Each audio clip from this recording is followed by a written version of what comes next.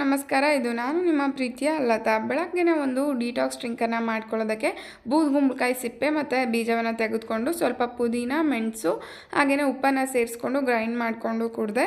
ನಂತರ ಒಂದು ಸಲಾಡನ್ನು ಮಾಡ್ಕೊಳ್ಳೋದಕ್ಕೆ ಬ್ರೇಕ್ಫಾಸ್ಟ್ಗೆ ನೆನೆಸಿಟ್ಟಂಥ ಕಡಲೆ ಹಾಗೆಯೇ ಸ್ವಲ್ಪ ಸ್ವೀಟ್ ಕಾರ್ನ್ ಹಾಗೆಯೇ ಒಂದು ಬೀಟ್ರೋಟನ್ನು ಸ್ಟೀಮ್ ಮಾಡ್ಕೊಂಡಿದ್ದೆ.